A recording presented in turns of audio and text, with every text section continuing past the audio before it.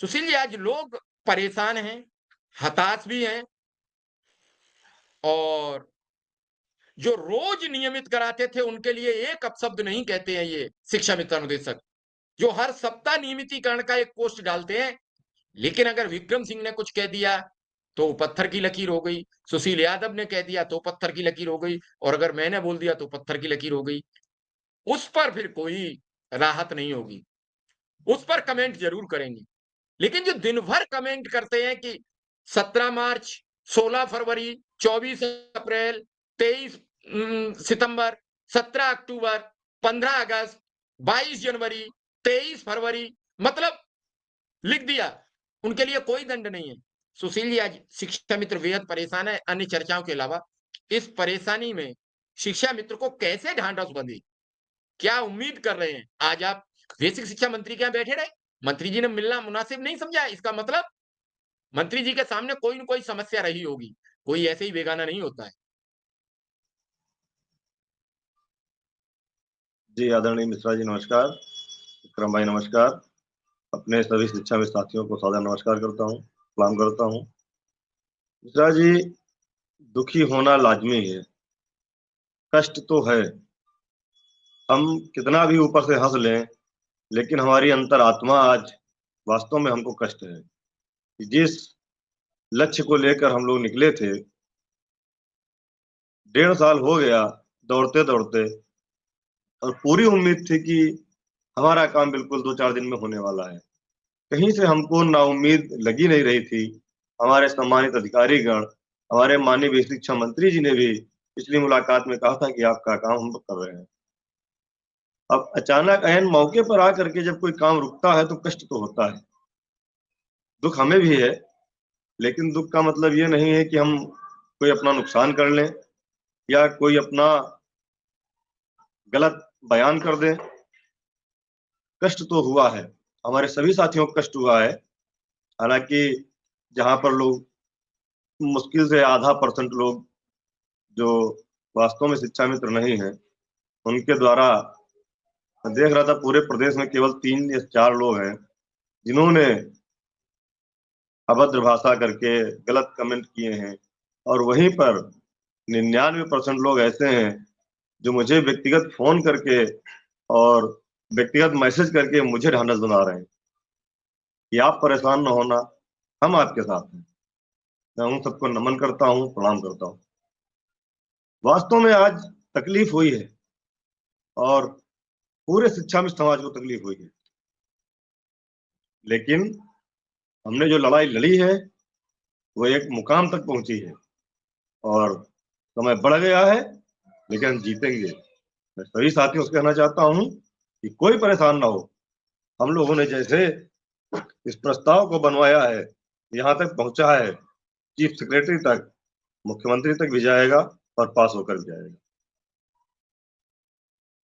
अब माननीय मंत्री जी नहीं मिले, उसका भी कारण था।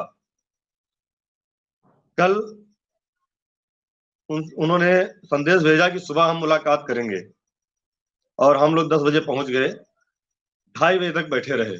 कई बार सूचना अंदर बाहर की गई, लेकिन जब 2:30 बजा तो उनके निजी सचिव आए और उन्होंने कहा कि अब मुलाकात करने से कोई लाभ तो आपका होना नहीं है, इसलिए माननीय मंत्री जी कह रहे हैं कि आप 5 बजे के बाद आइए। तो हमने कहा अब मंत्री जी को परेशान नहीं करेंगे, हम भी समझ रहे हैं, जब मामला माननीय मुख्यमंत्री जी के यहाँ से डिसमिस हुआ है, तो उसमें माननीय मंत्री जी कुछ नहीं कर सकते।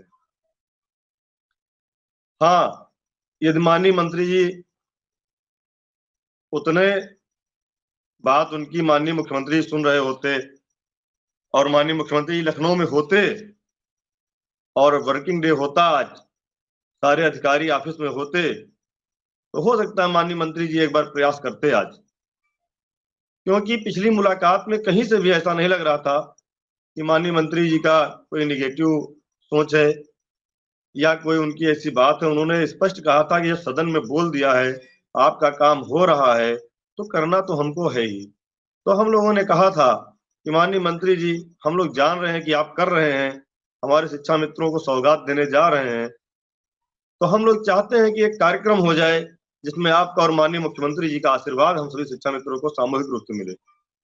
इस बात पर उन्होंने सहमति भी जता दी थी और ये भी कहा था कि दूसरे दिन हमारी मुख्यमंत्री जी से मीटिंग है, हम उसमें मुख्यमंत्री जी से बात करेंगे। लेकिन दूसरे दिन वह मुख्यमंत्री जी से मिल करके सीधे अलीगढ़ चले गए, उसके बाद से हमारी मुलाकात नहीं हो पाई। तो हम मानते हैं कि हमारा काम अंत तक गया और जो कल डीजी मैम ने कहा वो विषय कहीं ना कहीं आज समझ में आ रहा है कि ये पूरे देश का चुनाव है और पूरे देश के चुनाव में यदि एक राज्य के संविदा कर्मी को कोई लाभ दिया जा रहा है तो उसका निगेटिव असर पूरे देश के संविदा कर्मियों पर पड़ेगा और निश्चित ही कोई भी सरकार हो वह अपने किसी एक वर्ग को खुश करके अन्य वर्गों को नाराज और ऐन टाइम चुनाव पर नहीं करना चाहेगी। ये बात आज समझ में आ रही है कि बहुत सारे संविदा कर्मी इस देश में काम कर रहे हैं और शिक्षा मित्रों का मुद्दा एक बड़ा मुद्दा है जिस मुद्दे को लेकर के अन्य विपक्षी लोग भी इस पर राजनीति कर सकते थे और सरकार का नुकसान हो सकता था। क्योंकि हमारे चीफ सेक्रेटरी जो इस समय उत्तर प्रदेश में है, उन्होंने प्रधानमंत्री जी के साथ गुजरात में रह करके बहुत दिन काम किया है और जब से माननीय प्रधानमंत्री जी दिल्ली में आए हैं तब से उन्होंने उनके पीएमओ कार्यालय में रह करके भी काम किया है, इसलिए उनको पूरे देश के बारे में बहुत ज्यादा जानकारी है। उनको कहीं ना कहीं से लगा कि चुनाव के 24 घंटे पहले या 2 दिन पहले अगर ऐसा कुछ हो जाता है तो कहीं ना कहीं से इसका नकारात्मक प्रभाव पड़ सकता है आम जनमानस पर, अन्य संविदा कर्मियों पर। इस वजह से हमारा काम रुका है, हमारा काम खत्म नहीं हुआ है। जो जंग हम लोग जीत के आए थे, हालांकि अपने घर नहीं पहुंच पाए, बीच में ही हमको मान लीजिए रास्ते में नदी पड़ गई और बरसात आ गई और उस पर कोई पुल नहीं था। बरसात खत्म होगी, नदी का पानी कम होगा, उस नदी को पार करके हम अपने घर पहुंचेंगे, हमें हमारी मंजिल मिलेगी, ये हमें भरोसा है। ये हमें अपने किए गए कार्य पर, अपने द्वारा की गई मेहनत पर पूरा विश्वास है। कहीं से भी कोई अभी तक हमें आज भी कई अधिकारियों से बात हुई है, हालांकि छुट्टी का दिन था, टेलीफोन से बात हुई, माननीय मंत्री जी का बैठे तब भी बात होती रही। उन्होंने बार बार कहा कि जो बन गया है वो वापस कैसे होगा, आगे पीछे तो हो सकता है, लेकिन आपकी कमेटी लिखा पढ़ी में है, आपकी बैठक लिखा पढ़ी में है, आपका प्रस्ताव लिखा पढ़ी में है। एक एक चीज जब लिखित है, कोई मौखिक होती तो उसको खत्म किया जा सकता था या उसको किनारे किया जा सकता था, लेकिन जब लिखित में हर चीज हुई है तो इसको वापस तो नहीं हो सकता है। हाँ, आगे पीछे हो सकता है। उन्होंने भी इस बात को कहा कि चुनाव की, अगर उत्तर प्रदेश का चुनाव होता तो चुनावी सौगात जरूर हो जाती, क्योंकि पूरे देश का चुनाव है, इसलिए सरकार कोई रिस्क नहीं लेना चाहती है किसी एक वर्ग को खुश करके। आप लोग परेशान मत हो, चुनाव के बाद जैसे काम कर रहे थे वैसे ही काम करिएगा, निश्चित ही आपको सफलता मिलेगी। मैं अपने साथियों से कहना चाहता हूं कि वास्तव में आप लोगों ने जो साहस, धैर्य और ताकत हमको दी, उस ताकत को हमने सब कुछ त्याग कर, क्योंकि हमें दिख रहा था कि हमारा काम हो रहा है और हमारा काम होने जा रहा है, इसलिए हमने कोई भी बीच में रोक टोक आई उसको दरकिनार करते हुए घर परिवार रिश्तेदार सब छोड़ते हुए अपने काम में लगे रहे। आज भी सुबह अंतिम दिन था, फिर भी आज सुबह हम पहुंच गए, हमारे साथ कई लोग थे, बैठे रहे। एक अंतिम आशा और विश्वास था कि हो सकता माननीय मंत्री जी अगर मिल जाएंगे तो हम मंत्री जी से ही 2 शब्द मीडिया के सामने बुलवा देंगे कि हमारी व्यवस्था कहाँ तक पहुंची है और कहाँ तक क्यों रुक रही है। लेकिन ये संभव नहीं हो सका, क्योंकि सभी लोग जानते हैं कि माननीय मंत्री स्वतंत्र प्रभार के मंत्री हैं। कैबिनेट मंत्री होते तो शायद एक बार ऐसा हो सकता था। पूरा विभाग माननीय मुख्यमंत्री जी के पास है, जब तक उनका अंतिम निर्णय नहीं हो जाता तब तक माननीय मंत्री जी कुछ नहीं कह सकते। इसमें माननीय मंत्री जी का कोई दोष नहीं है, हमारे अधिकारियों का कोई दोष नहीं है। जिस चुनाव को हम अपना सोच रहे थे कि ये हमको लाभ देगा, आज वही चुनाव हमको हानि देकर चला गया। आदर्श आचार संहिता को हम सोच रहे थे उसके पहले हमको लाभ मिल जाएगा, लेकिन इसी के कारण आज हमारा नुकसान महीने 2 महीने का 3 महीने का हो गया। अब हम लोग पुनः इस पर पूरे प्रकरण पर एक बार रिकैप करके कहाँ कहाँ हमसे कमियां रह गई हैं, कहाँ कहाँ गलतियां हुई हैं, हम उन कमियों की, उन गलतियों की हम पूरी जिम्मेदारी लेते हैं। हमने कल भी कहा था, हमने परसों भी कहा था कि हम मैदान छोड़कर भागने वाले नहीं हैं, हार कर भागने वाले नहीं हैं, डर कर भागने वाले नहीं हैं। यदि आप श्रेय हमको देना चाहते थे तो आज जो परिणाम नहीं मिला उसकी भी जिम्मेदारी सुशील यादव लेते हैं। आपको जो भी कहना है कहिए, आप जो भी दोष देना चाहते हैं दीजिए, हमें स्वीकार है। लेकिन चुनाव आचार संहिता समाप्त होने के बाद हम दूनी ताकत के साथ अपने काम में लगेंगे और आपको खुशियां दिलाएंगे। ये मेरा वादा पहले भी था, आज भी है। मुझे नहीं लगता था कि आचार संहिता के पहले हमारा काम नहीं होगा। मुझे अधिकारियों द्वारा, माननीय मंत्री द्वारा लगातार आश्वस्त किया गया, जिसकी वजह से मैंने पूरे दम के साथ, पूरी ताकत के साथ आपसे कहा था हमारा काम हो गए, और दिख भी रहा था, बार बार दिख भी रहा था कि हमारा काम हो रहा है। इसलिए मैं इस पूरे प्रकरण की, अपने काम ना होने की सारी जिम्मेदारी लेता हूं। जिम्मेदारियों से न भागा हूं कभी, न भागूंगा। मिश्रा जी। सुशील जी, भावुक मत होइए। मैं आपकी समस्या को समझता हूँ। जब आदमी बहुत मेहनत करके जाता है, मन टूटता है, दिल टूटता है। बहुत मेहनत की, मेहनत के अनुसार जब असर नहीं आता तो फिर मन टूट जाता है। मैं आप जो आप आज शब्द कह रहे हो, वो एक कोई हताश और निराश नेता नहीं कहता है। हताश और निराश तो सामने आने से डरता है। आप सामने आए हो, अपनी बात कह रहे हो, और लगातार कम से कम अब तक 100 कमेंट इस बात पर आ गए कि सर सुशील जी से कहिए निराश ना हो, भावुक ना हो, क्योंकि चेहरा बताने लगता है। आपका चेहरा देख के कुछ लोग बहुत परेशान हो रहे हैं। तो हिम्मत रखिए, सब ठीक होगा। सुशील जी, बात पूरी करिए। जी, मैं कहना चाहता हूं कि असफलता एक चुनौती है, स्वीकार करो। क्या कमी रह गई देखो और विचार करो। संघर्षों का मैदान छोड़ मत भागो तुम, संघर्षों का मैदान छोड़ मत भागो तुम। और हम लोग मैदान छोड़कर नहीं भागेंगे। ये 2 महीना जो है आचार संहिता, मैंने कहा था कि मैं अपने लोगों के बीच में जाऊंगा और सबसे बात करूंगा, और सभी साथियों से निवेदन है कि अपने आसपास के साथियों के पास मिलकर रहें, बात करते रहें, किसी को दुखी ना करें।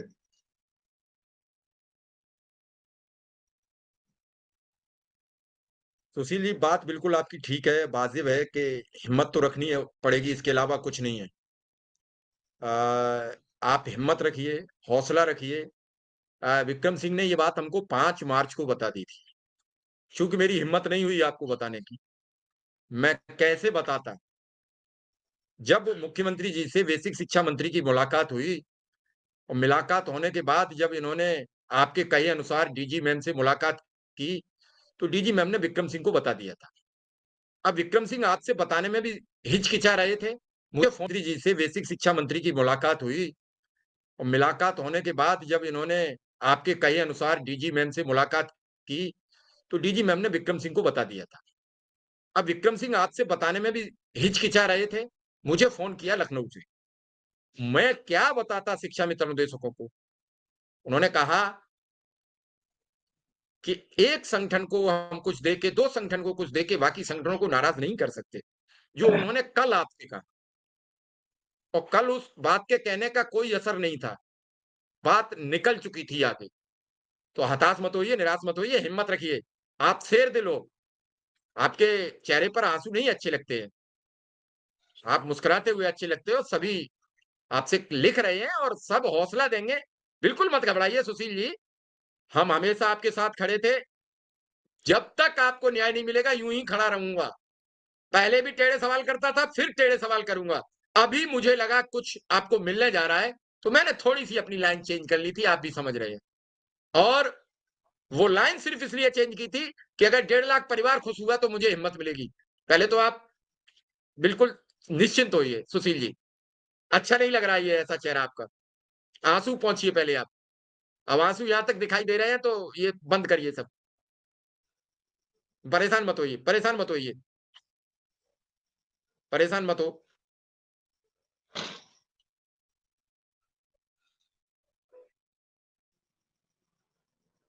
जी सुशील जी। कोई बात नहीं मिश्रा जी। असल में हम चाहते थे कि हमारा काम हो रहा है, चलो पहले हो जाए। कहीं से कोई ये लग ही नहीं रहा था कि हमारा काम नहीं हो रहा है, इसलिए पूरी उम्मीद थी। लेकिन फिर भी मैंने कहा कि 4-5 दिन अभी थोड़ा सा स्पाइनल प्रॉब्लम थी, उसका इलाज कराऊंगा, उसके बाद मैं तुरंत निकल लूंगा और अपने लोग बीच जाऊंगा, सबसे बात करूंगा, कोई भी साथी परेशान ना हो। और हम ये 2 महीना घर में नहीं रहेंगे। जब तक हमारा काम नहीं हो जाता तब तक हम अपने साथियों को नहीं छोड़ के जा सकते। हमारा पूरा संगठन एक ही शिक्षा मित्र के साथ रहेगा। चलिए चलिए आप बैठ। जी। सुशील जी क्या कहेंगे अब शिक्षा मित्रों से? समय हो रहा है। बहुत लोग आपके लिए अपने कमेंट, इतने कमेंट आपको लेके कर रहे हैं लोग, आप देख रहे होंगे लगातार। मैंने तो कुछ चंद कमेंट आपको दिखाए हैं। लोग आपके लिए कह रहे हैं, कुछ लोग लिख रहे हैं कि तुम तो रो रहे हो, सो रो रहे हो, हम यहाँ बैठ के आपके आंसू देख के अपने आंसू नहीं रोक पाए हैं। तो सब आपके साथ खड़े हैं और कह रहे हैं कि आप जहां कहोगे तन मन धन से हम खड़े मिलेंगे। आज आपके आंसू ये साबित करते हैं कि आपकी मेहनत का आपको फल नहीं मिला, इसलिए ये आंसू निकले हैं। अगर ये बनावटी बातें होती, सब घुमाव वाली होती, तो ये आंसू नहीं निकलते। एक दिन और निकले थे आपके आंसू। वो वीडियो भी सबने देखा था। आज का ये वीडियो भी, अभी लगभग 2,500 लोग हमारे साथ लाइव जुड़े हुए हैं और कितने लोग देखेंगे अभी नहीं मालूम। और ये वीडियो मैं सुबह भी लोगों को बताऊंगा, दिखाऊंगा। लेकिन सुशील जी अब आपकी आवाज पर ही ये चुप होंगे। इनका मन भी टूटा है, इनका मनोबल भी टूटा है। क्योंकि जब साथी का जो गाड़ी का ड्राइवर जब परेशान और हताश होता है, तो फिर गाड़ी में बैठी सवारी भी घबराने लगती है। सुशील जी। जी मिश्रा जी, अभी जैसे आपने शुरुआत में कहा था कि जो लोग रोज समायोजन कराते थे, समान कार्य समान वेतन, या रोज एरियर सहित बहाली कराते थे, लोग उनको कुछ नहीं कहते हैं। तो बात ये है कि वो लोग जानते हैं, हमारे शिक्षा में साथी हैं, कि वो फेंकू लोग हैं।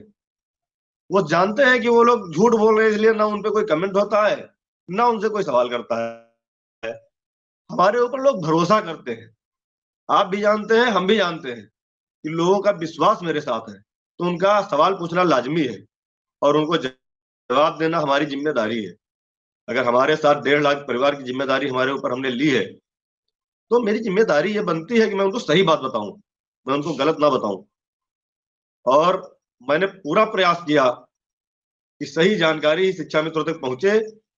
बहुत सारे लोगों की दुकानें बंद हो गई मिश्रा जी।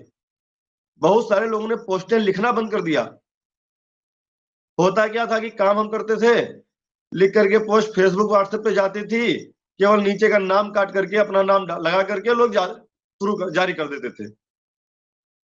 तब जाकर के संगठन में हमने बताया कि भैया हम काम हम लोग कर रहे हैं, ये लोग अपने नाम से आ रही है। संगठन द्वारा फिर यूट्यूब पे चैनल का निर्माण किया गया। कोई हमारा चेहरा तो नहीं बदल पाएगा, कोई हमारी आवाज तो नहीं ले पाएगा। उसमें भी लोगों को स्वार्थ लग रहा था कि हमारा स्वार्थ है। जिनको स्वार्थ लगता हो वो हमारा यूट्यूब चैनल ना देखें, अनसब्सक्राइब कर दें। हमने किसी लाभ के लिए, किसी फायदे के लिए, किसी आर्थिक दृष्टि से चैनल का निर्माण नहीं किया था। सिर्फ इसलिए किया था कि सही जानकारी हमारे साथियों तक पहुंचे और वो बरगलाए ना जा सके। क्योंकि हम चैनल में जो बोलेंगे वो कभी झुटलाया नहीं जा सकता, वो हटाया नहीं जा सकता। पोस्टे तो लिखते हम थे, उसमें 2-4 लाइनें हम देख रहे थे, लोग बढ़ा बढ़ा करके लिख करके आगे बढ़ा देते थे। इस बात से कष्ट होता था। लोग सवाल हमसे करेंगे और हम उनको जवाब देंगे, तो इनका भरोसा हमारे साथ है। और मैं ये मानता हूं कि ये मेरी जिम्मेदारी है और मैं पूरी जिम्मेदारी लेता हूं इस चीज की कि हम कामयाब नहीं हुए। लेकिन इसका मतलब ये नहीं है कि हम जितना चले उतना लौट भी आए हैं। पहाड़ पर चढ़ रहे थे, एकदम चोटी पर पहुंचने वाले थे, लेकिन तूफान आया, नहीं चोटी पकड़ पाए। इसका मतलब ये नहीं कि हम तूफान से नीचे गिरा है, हम वहीं टिके पड़े हैं। तूफान निकल जाएगा तो हम चोटी चढ़ेंगे। इंतजार है, इंतजार कर लेंगे। लेकिन इसमें वास्तव में साथियों जितना प्यार आपने हमको दिया है, वो मैं कभी नहीं भूल सकता हूँ। और मेहनत भी हमने बहुत शिद्दत से की थी। आज अजय सिंह बनारस से कह रहे थे कि अगर इतनी मेहनत किसी भगवान के यहाँ की गई होती तो आज भगवान प्रकट हो गए होते। तो कष्ट यही थोड़ा सा होता है कि कामयाबी मिलते मिलते रह गई, लेकिन इसका मतलब यह नहीं कि हम पूरी तरह नाकामयाब हो गए। अभी आगे समय है और चुनाव में भी हम बाहर निकलेंगे, अपने लोगों से मिलेंगे, बैठकें करेंगे, होली मिलन कार्यक्रम करेंगे जिलों में। कोई तो रोक नहीं सकता हमको अपने भाइयों से मिलने से और अपनी बहनों से मिलने से। हम निकलेंगे, सबसे मुलाकात करेंगे, बात करेंगे, आगे की रणनीति पे चर्चा करेंगे कि कितने दिन आचार संहिता के बाद हम सरकार को समय दे सकते हैं। उसके बाद फिर हम लखनऊ में डटेंगे, लड़ेंगे। और इस बार वास्तव में मिश्रा जी, आज सुबह से ही हम सोच रहे हैं, इस बार कुछ भी हो, मुकदमा लिखा जाए, जेल भेजा जाए, कुछ भी हो, इस बार अंतिम संग्राम होगा, महासंग्राम होगा। उसके लिए कुछ भी करना पड़े, उसकी रणनीति हम लोग बनाएंगे, प्रांतीय कमेटी की बैठक में रखेंगे हम अपनी बात, और सभी लोगों से आशीर्वाद लेंगे और निकल पड़ेंगे, अपने साथियों का समर्थन जुटाएंगे और पुनः एक बार लखनऊ में अंतिम बार होगा, क्योंकि अब हमारे पास कुछ बचा नहीं है। 42 साल उम्र हो गई है, हमारे साथियों की हमसे ज्यादा हो गई है, लोग रिटायरमेंट हो रहे हैं। क्या बचा है? पूरी जिंदगी दे दिया बेसिक शिक्षा को, खाली हाथ हमारे साथी घर जा रहे हैं। दुख की बात तो वही है। 15-16 जून के बाद आचार संहिता समाप्त होगी। व्यवस्था हम पहले से बना लेंगे कि हमको करना क्या है, उसकी रणनीति पहले से तैयार होगी। आचार संहिता समाप्त होते ही हमारे अभी वरिष्ठ कुछ अधिकारी भी बदल गए हैं इस बीच में, वो भी अपना स्थायित्व हो जाएंगे। तो ऐसी कोई विशेष हार नहीं हुई, लेकिन ये है कि दुख हुआ कि हमारा काम होते होते रुक गया। थोड़ा सा उसमें जो रुक गया, यही कष्ट है। उम्मीद बहुत थी कि आज हम कामयाब हो जाएंगे, माननीय मंत्री से मुलाकात हो जाएगी, लेकिन माननीय मंत्री जी का कोई इसमें दोष नहीं, क्योंकि ऊपर से जब मामला बिगड़ा है, ऊपर से रोका गया है कि अभी ब्रेक दो, तो उसमें बहुत ज्यादा परेशान होने की जरूरत नहीं है अपने साथियों से। आवाज नहीं आ रही मिश्रा जी।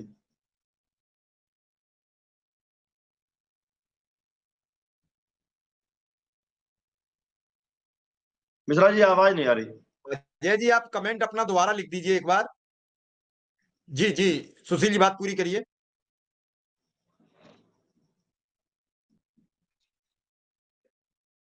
जी, हम कह रहे थे कि हम जून में पुनः रणनीति अभी से बना लेंगे कि किस तारीख को आचार संहिता समाप्त हो रही है। उसके बाद से हम लगातार कुछ दिन का समय सरकार को, अधिकारियों को देंगे। अगर उस समय के भीतर हमारी समस्याओं का समाधान नहीं हुआ तो पुनः हम लखनऊ में डटेंगे और अंतिम वार करके ही लौटेंगे।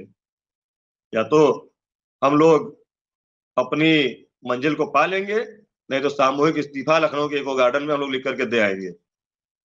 कोई दूसरा रोजगार करेंगे, कोई काम करेंगे, कम से कम हमारे बच्चे पल सके, परिवार पल सके। अब बहुत ज्यादा वेट और वॉच करने का समय अब नहीं है।